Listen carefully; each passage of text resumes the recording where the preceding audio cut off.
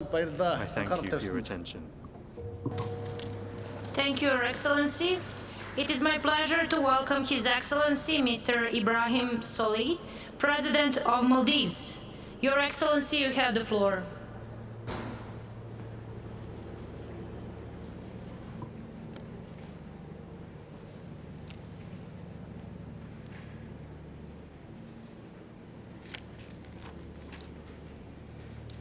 Bismillahirrahmanirrahim.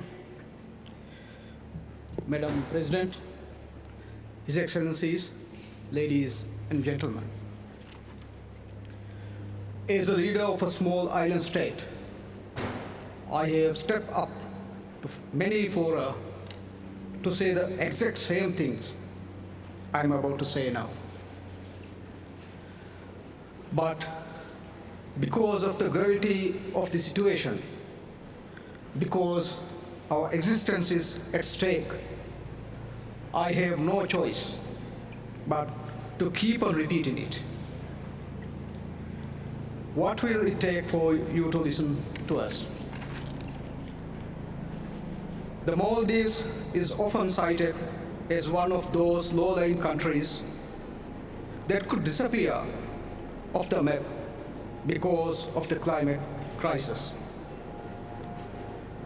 I am here to tell you that my people are already living the steady onset of this reality. Just this past month, I was traveling within the Maldives.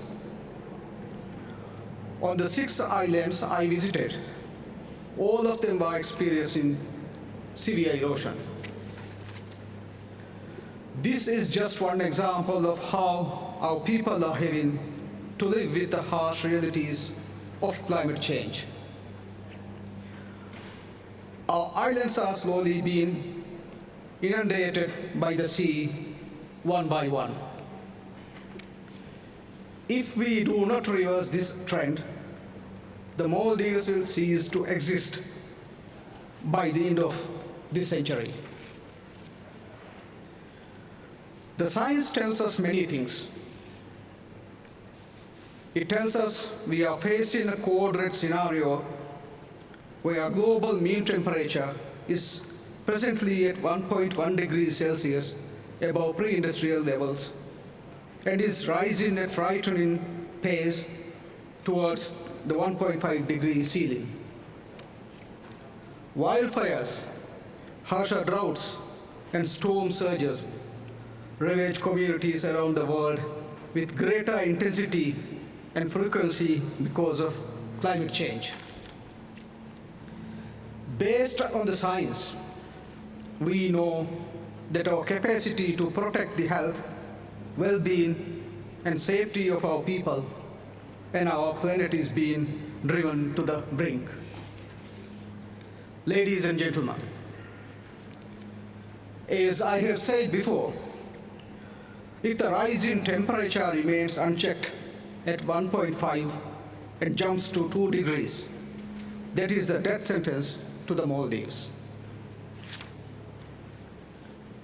In a world where we cease to exist, our fate would remain a dark omen of the grim future that awaits the rest of the world. My people are determined not to let this transpire. We are determined to be part of the global solution to reverse these trends, to change the status quo. We are determined to lead by example by taking the most ambitious climate actions and committing to achieve a low-emission development and a climate-resilient future. The climate emergency cannot be solved by the actions of individual nations alone. Major emitters must step up their nationally determined contributions and make even more ambitious commitments to achieving net zero. Countries must band together and assist the most climate vulnerable states to adapt to climate change. Commitments alone are not enough. At Paris, this assembly reaffirmed its previous pledge to provide 100 billion US dollars annually to developing vulnerable states. I am disappointed that we are nowhere near to realizing this. Even when a project gets green light for financing under these commitments,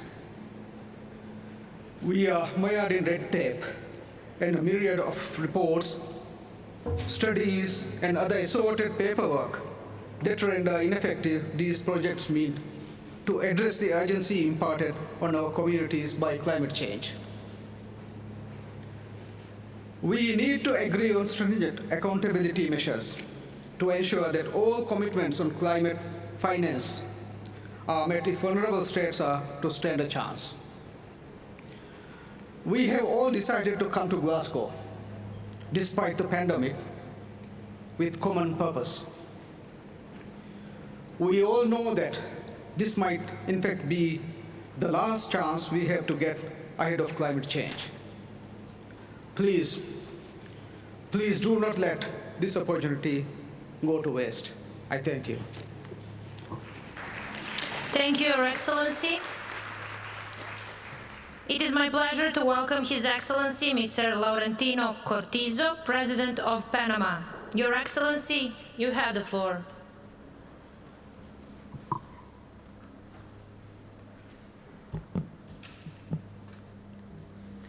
Sus Excelencias, Excellencies, de los of the 193 países 193 countries miembros who are members of the de Naciones United Unidas, Nations, solo only 3 three países have han presentado su inventario presented their inventories de emisiones como carbono negativo. of emissions and have been declared Repito. carbon negative.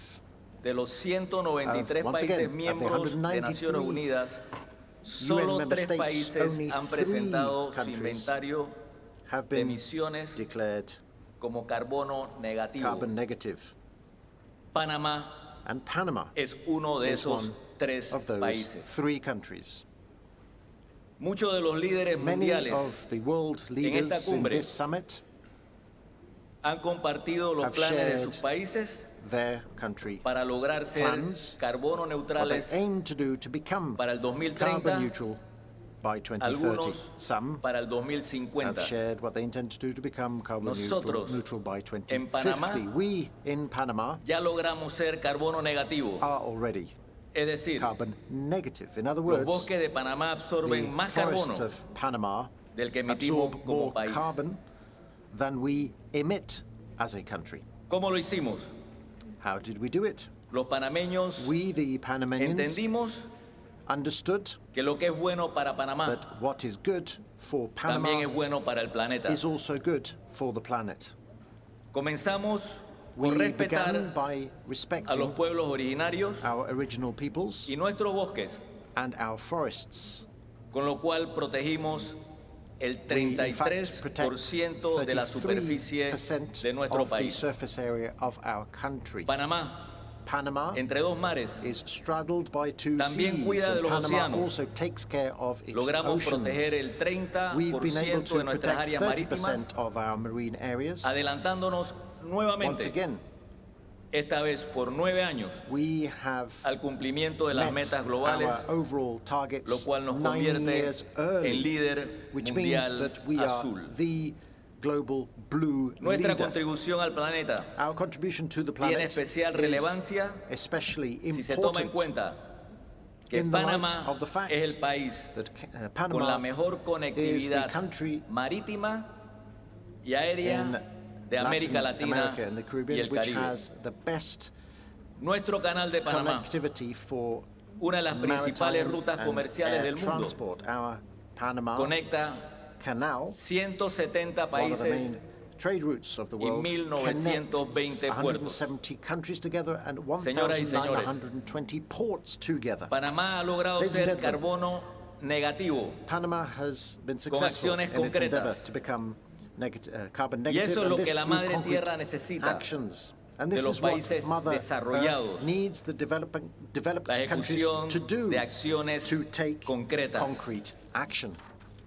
Resulta irónico It is ironic, is it not, que los that 100 of the millones 100 comprometidos en el billion Acuerdo de dollars París pledged para apoyo verde a in los the países Paris emergentes, Agreement to support, to provide green Panama support no to haya emerging recibido countries, of those $100 nada. billion, Panama has received hoy nothing. estamos aquí We are here today, una vez más once more, hablando speaking nuevamente de fondos once again about que deben ser funds destinados which are supposed a incentivar to a los be países set aside to provide an que lo hacen incentive bien. to those countries Me who pregunto, are doing well, who do ¿Qué it respuesta well. concreta le va a dar My esta question cumbre is, what concrete a answer países is como this el summit nuestro, going to give to countries such as mine, que no se quedan en discursos, who do sino more que than ejecutamos talk acciones concretas? and move on to concrete actions?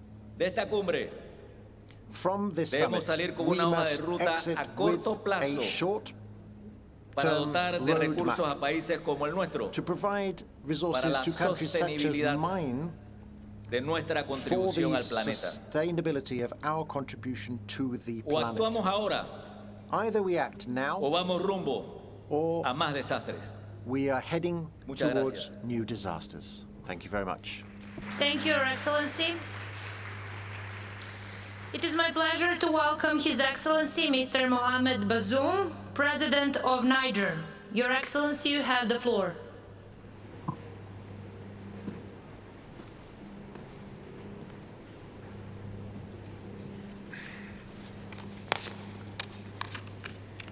Merci Madame la Présidente.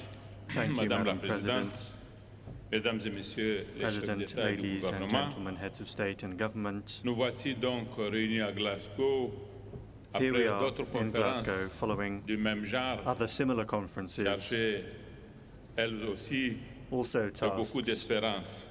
and Or, le replete with dernier a great deal rapport of du hope. groupe d'experts And yet, the intergouvernemental latest report sur of the l'évolution du Intergovernmental climat Panel on relève que Climate les Change changements climatiques, notes that observés climate change, aujourd'hui, as it is observed today, malgré les and engagements despite souscrits à the Paris commitments notamment, made in Paris, sont d'une ampleur sans précédent.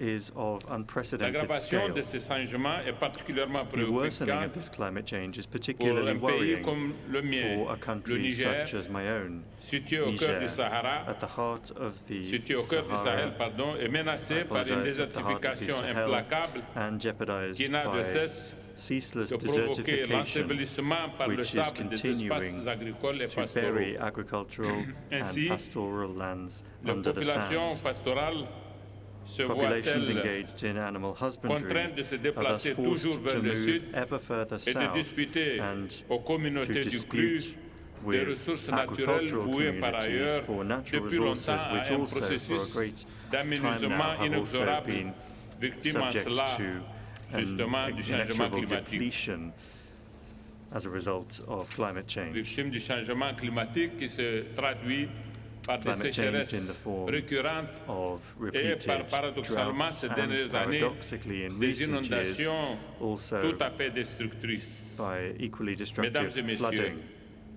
le phénomène du Ladies and terrorisme à gentlemen, l'œuvre actuellement au the phenomenon Sahel, of terrorism loin de currently relever d'une visible in the génération Sahel, spontanée far accidentelle, from generating à out of partie grandement spontaneity liée or by accident, avec le changement climatique, is linked in large lequel, part to climate en change, which, appauvrissant la biodiversité, a remis en impoverishing cause le mode de vie biodiversity, pastoral. has jeopardized Aussi, way voudrais-je of lancer life un appel of solennel herders. pour que la communauté I would thus internationale like se to make a mobilise solemn appeal à for travers the un fonds international spécial community to aux mobilize côtés des pays in the sahéliens form menacés of par a le special sable, fund alongside comme the countries elle of the se Sahel doit de se mobiliser jeopardized by aux the côtés des advance of the petits pays sands, just insulaires as they have envahis par mobilized les eaux des alongside the océans. small island nations Un that are tel being fonds invaded by the ocean doit waters. servir à la This fund reforestation Projects des of espaces envahis par le reforestation to désert. reforest areas Les that have been pays invaded pauvres by comme the le desert. nôtre, qui n'ont Poor aucune countries such as responsabilité ours, dans le which dérèglement have no climatique, responsibility for sont en climate effet change, aujourd'hui are ceux qui paient today le tribut le plus those lourd that pay the au highest price consumérisme for the promu par un modèle consumerism de that was développement qui a promoted by a fait très development peu model de cas which took very des little peuples et des notice générations of futures. peoples and future generations. Mesdames et messieurs, Ladies and je gentlemen, voudrais pour terminer mon To propos, conclude, réitérer I would like notre to soutien reiterate our à la support position commune africaine for sur le the common changement African climatique position on et climate lancer un change appel aux pays and make an émetteurs appeal à respecter to leurs engagements emitting vis-à-vis des countries pays en to développement keep et to their ce, commitments to par une developing définition très countries claire des by mécanismes de clearly mise en œuvre defining de mechanisms l'accord for de the Paris implementation qui of attend the en Paris effet Agreement, à which être mise en œuvre. is still Merci beaucoup awaiting de votre attention. implementation. Thank you very much for your attention. Thank you, Your Excellency. Before we proceed, I would ask Excellencies to speed up their speeches since the transportation is set and it's ready for pick you up outside. Thank you. Now it is my pleasure to welcome His Excellency Mr. Hakainde Hichilema, President of Zambia. Your Excellency, you have the floor.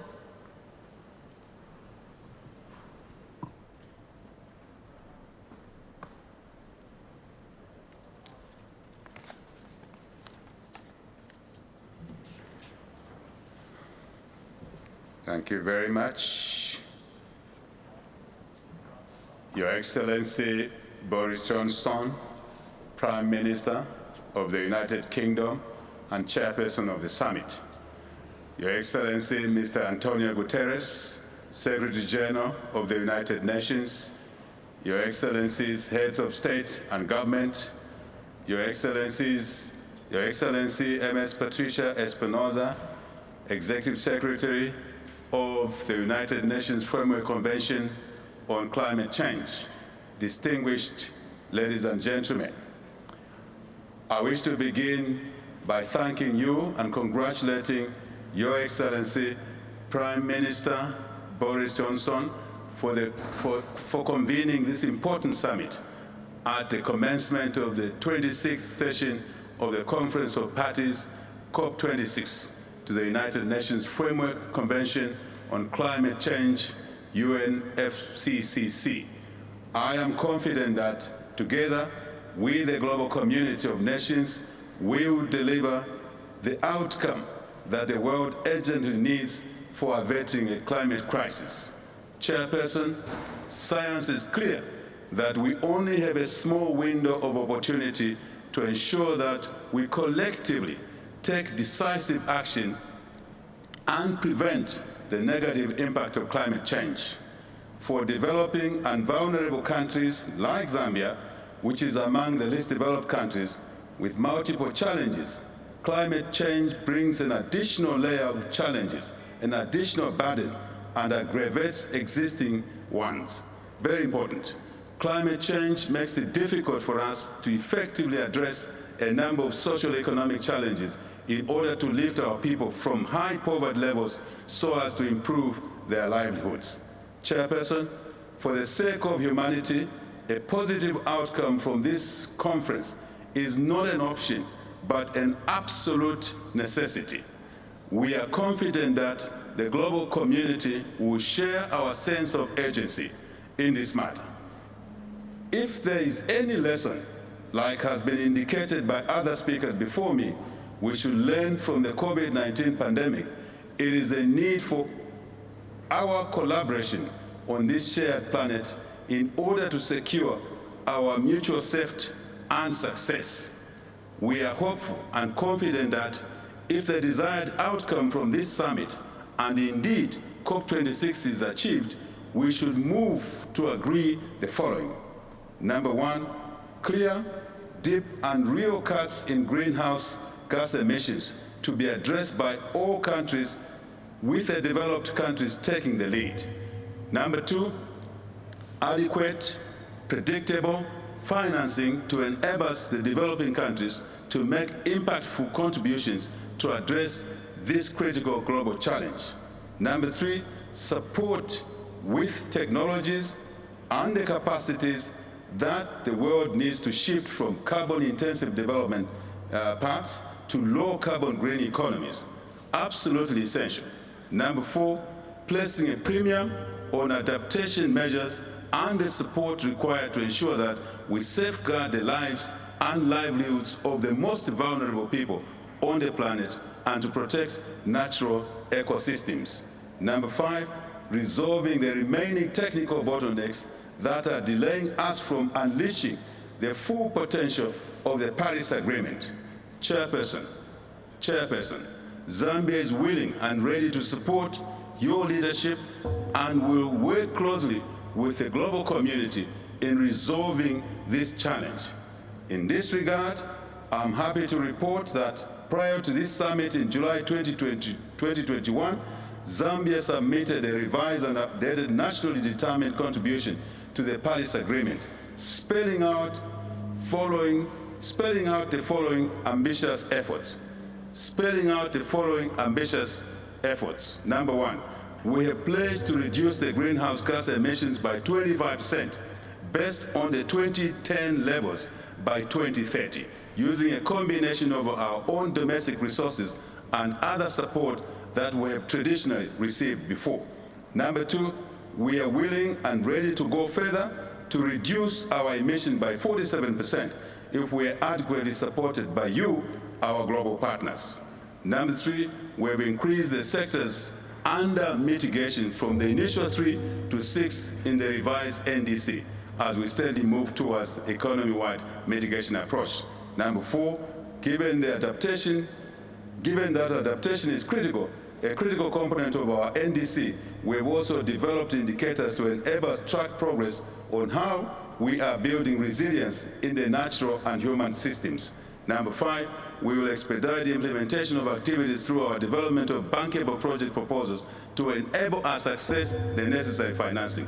And of course, number six, last but not the least, in just 2 months of our being elected in office by the Zambian people, we have created a ministry, a dedicated ministry of green economy and environment, which will spearhead the work of addressing climate change and other related challenges in a robust manner. Chairperson, as I conclude, I wish to emphasize the need for us all to foster a sense of urgency as we work to give our political momentum to our negotiators and encourage them to make good use of the next 2 weeks to give the world an outcome it needs from this conference. We have an obligation and noble task to deliver for our citizens the much needed and desired changes to preserve this planet and safeguard our environment for future generations. Chairperson, this is our duty. This is our individual, collective, and indeed inescapable responsibility to our world, to our planet. I thank you all for your attention. Thank you. Thank you, Your Excellency. It is my pleasure to welcome His Excellency Mr. George Weah, President of Liberia. Your Excellency, you have the floor.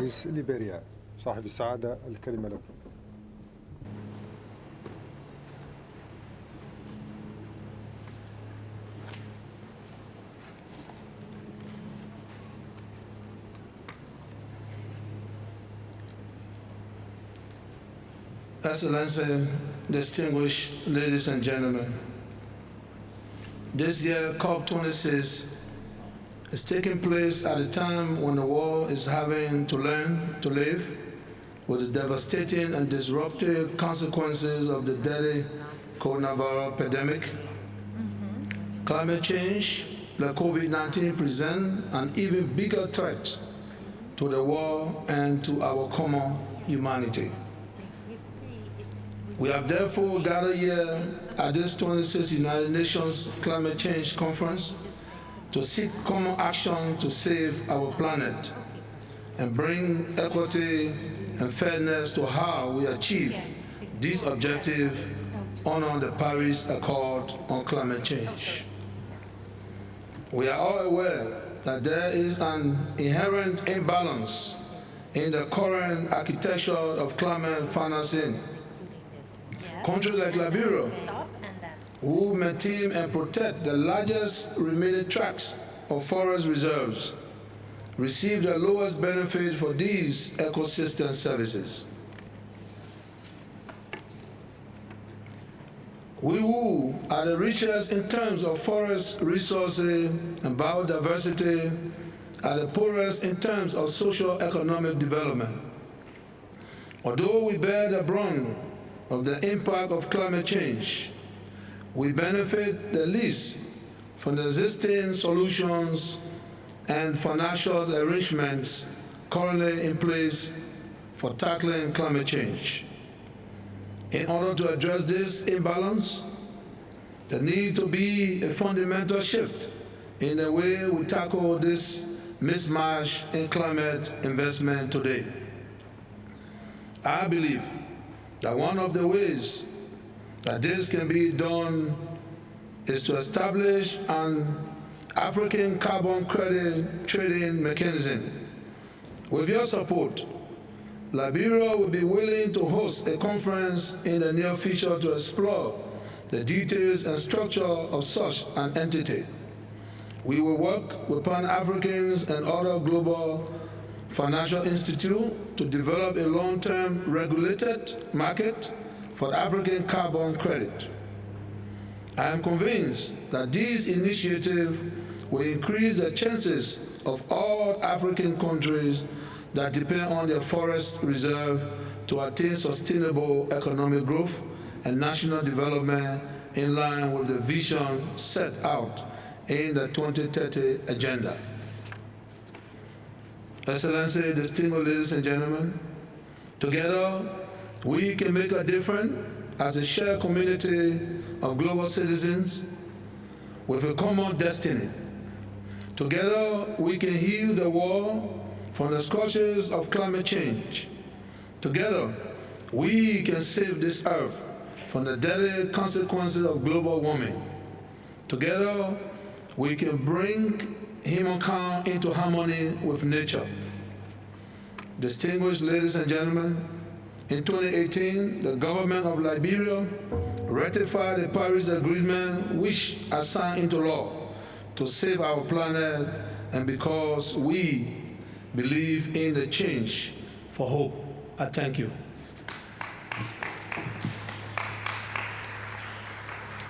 Thank you, Your Excellency. It is my pleasure to welcome His Excellency Mr. János Áder, President of Hungary. Your Excellency, you have the floor.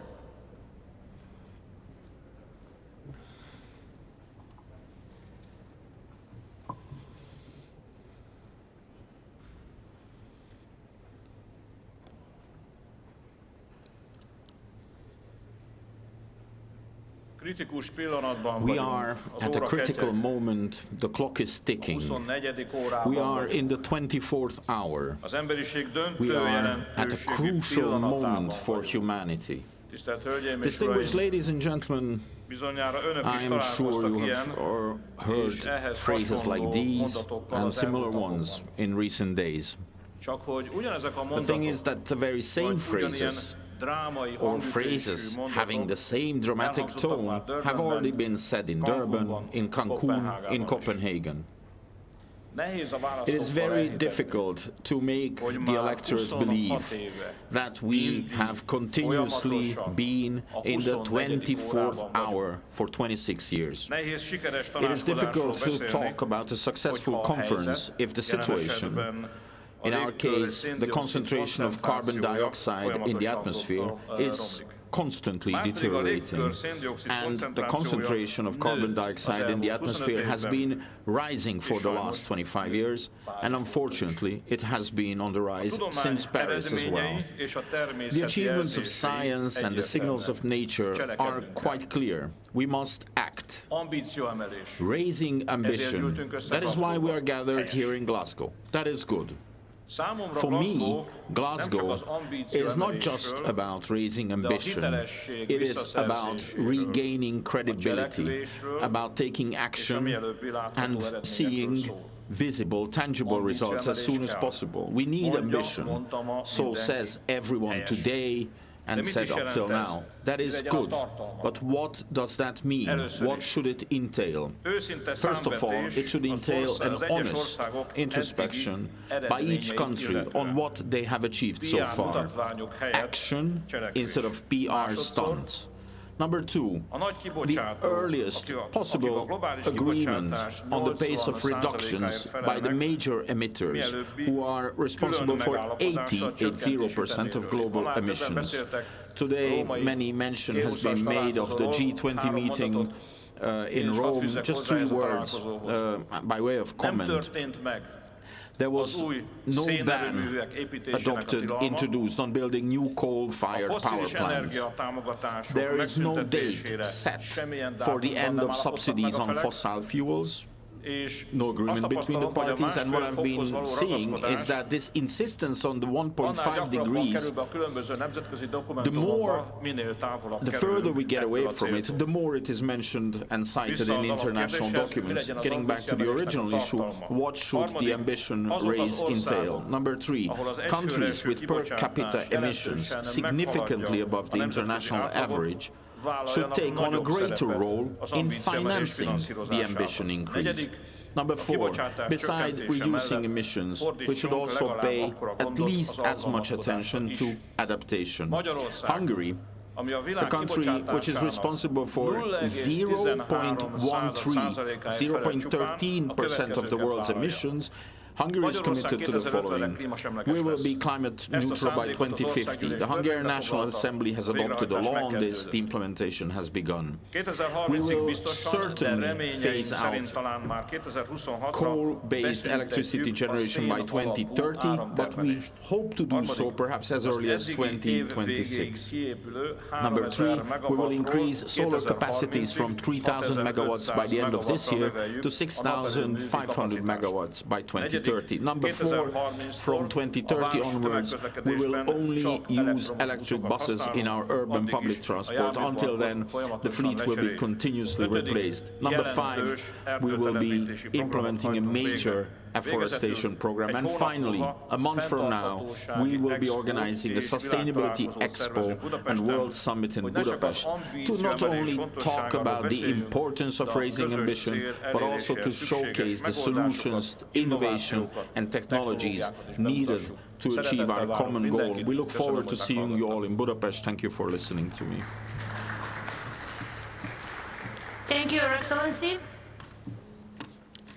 Distinguished heads of state and government, delegates, ladies and gentlemen, honored guests, this brings us to the end of our national statements in this plenary for today. We will continue with this delivery of national statements tomorrow at 10 in plenary Chern-Gorm.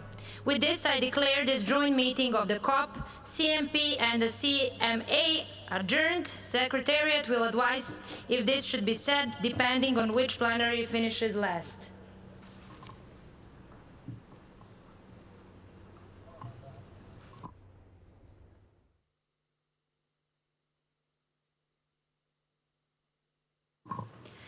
Now that we have finished the high-level segment for today, we will have a short interval with leading non-state actor voices on stage. I would now like to welcome Dr. Salim Hugh, Director of the International Center for Climate Change and Development, Kristalina Georgieva, Managing Director of the International Monetary Fund, and David Malpass, President of the World Bank, to the stage on the theme of finance and resilience. Thank you very much, Madam President. Excellencies, distinguished delegates, ladies and gentlemen, good afternoon. It's a pleasure to join you today on behalf of the Race to Resilience campaign and communities around the world, including my own in Bangladesh, who are already living with the impacts of a changed climate. We know the scale of the challenge we are facing. It doesn't matter where you live or where you govern. Floods are devastating in Germany and Bangladesh, and indeed in Scotland in the last few days, as we saw here. Droughts ruin livelihoods in California and the Sahel. Extreme heat is already a reality for most people and is proliferating. That is my first message. Adapting to climate change and building resilience is a call for everyone, all countries, rich and poor. It is also why it is so important we place adaptation and resilience on par with mitigation in terms of actions and investments. It is adapt or die unless we take action now. My second message is about the frontline communities who are the most vulnerable to the impacts of climate change. We do not have the luxury of waiting, and we are already leading. Let me give you an example from my country, Bangladesh, which is one of the most vulnerable countries to the impacts of climate change, with a very low-lying coastal population already feeling the impacts of salinity from sea level rise. But they are not sitting idle. They are taking actions. Farmers are growing salt-tolerant varieties of rice. We have one of the best cyclone warning and evacuation systems in the world, and people are taking actions themselves. We need to build on these stories, and there are many, many more in other vulnerable developing countries where we can share knowledge and support locally led adaptation to climate change. The good news is that this is happening. To support the efforts already underway by non-state actors, the COP26 president helped launch the Race to Resilience. This has mobilized a global coalition of partners who are taking action to build the resilience of urban, rural, and coastal communities in over 100 countries. Their actions will reach over 2 billion people who are exposed to climate hazards and help regenerate systems of nature which are vital to both mitigation and resilience. But underneath the big numbers, though, there are many stories like the one I just spoke of in my country, Bangladesh. So my second message is that we all need to support these efforts of the bottom-up, local-level actors and adapters, to finance them, to give them the necessary skills and support to reach them, so that they can be the agents of change themselves and not just depend on charity from others. We now have the chance to learn lessons from the past 2 years, particularly the COVID-19 pandemic, and to build resilience that is interconnected, both on the public health side as well as on the climate change side, to make sure that we are adapted to and resilient to climate shocks. This is not only the morally right thing to do, but also the economically smart thing to do. So, delegates, I'd like to leave you with one closing message, a last word. I was asked to think of what my last word would be, and my last word is the word gobeshona. It is a Bangla word in my language. It means research, but it also is the name of an alliance of local-level adapters, not just in Bangladesh, but in many other developing countries, and indeed in developed countries which are also suffering the impacts of climate change. It's an alliance, it's a network, and I would invite you to learn the word and to get to know more about it.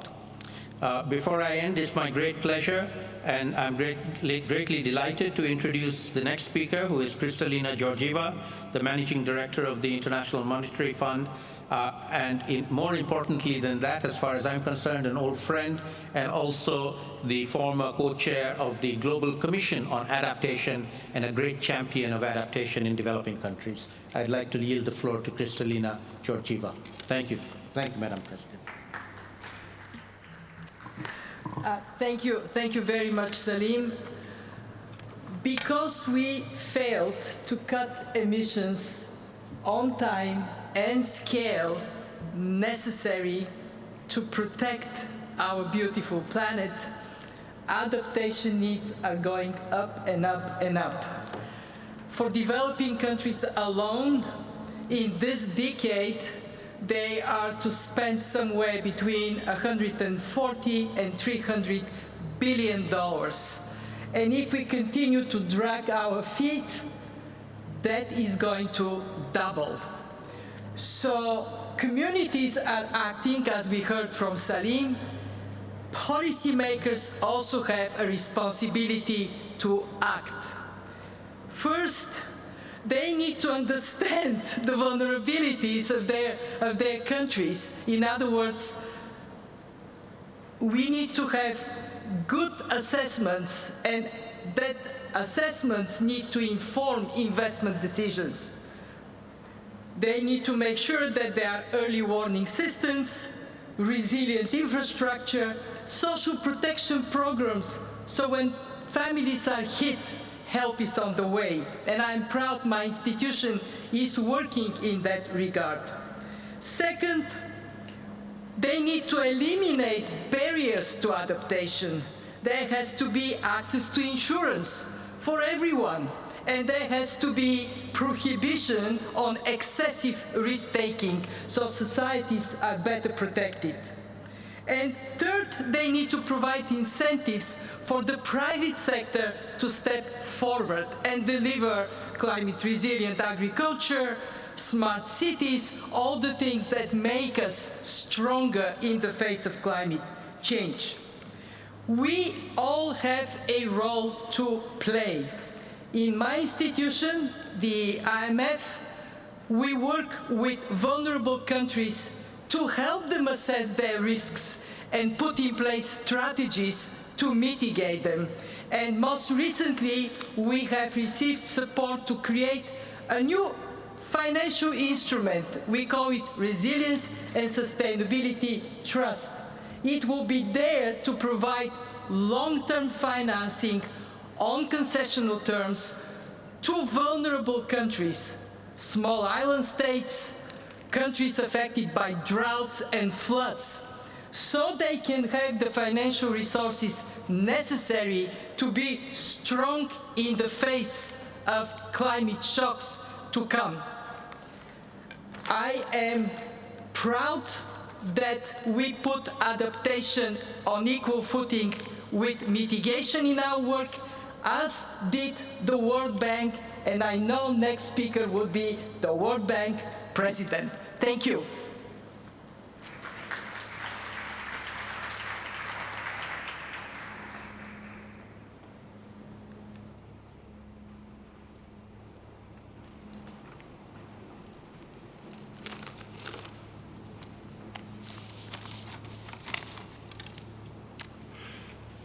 Thank you very much, Salim.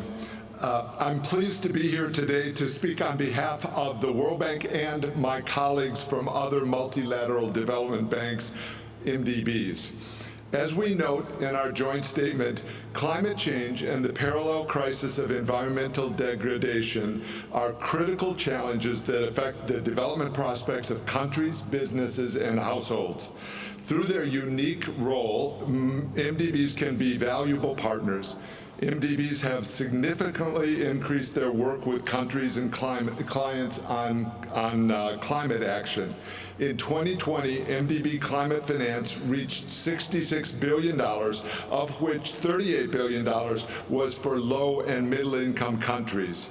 For many countries, especially the poorest, adaptation will be even bigger challenge than the reduction of greenhouse gas emissions.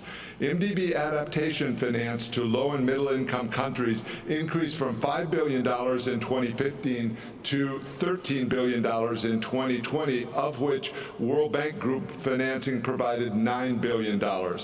Many of the MDBs have announced the alignment of their financial flows with the goals of the Paris Agreement. MDBs are working to develop methodologies for this alignment and to encourage development finance institutions towards similar alignment. We're actively supporting countries in integrating climate and development, including through NDCs, nationally determined contributions, and LTSs, long-term strategies. MDBs are exploring the possibility of a joint LTS facility to increase the level of funding and coordination. MDBs are working to develop cost-effective and equitable approaches to decommissioning coal value chains, and we're committed to supporting just transitions for communities, regions, and sectors directly impacted. Tackling climate change is urgent and will require major social, economic, and technological changes, many of which are costly and will require large investments. As the world considers ways to ramp up climate change, it's important to identify high-impact operations and specific mitigation and adaptation projects. We can then match and blend different pools of capital, commercial, concessional, and grants, to the appropriate component of each project undertaken. In this complex mix of financing, projects, and adaptation, we must not punish the poor. MDBs coordinate through country platforms and co-financings and have a wide range of working groups to share lessons learned. In implementing their unique climate action plans, MDBs will pursue a coordination and partnership approach with other organizations and stakeholders as well to achieve the goals of climate and development integration. Thank you again. I would like to thank Dr. Salim Hugh, Kristalina Georgieva, and David Malpas for their important interventions on the theme of finance and resilience. This concludes this session for today, and we look forward to welcoming you back tomorrow. Thank you.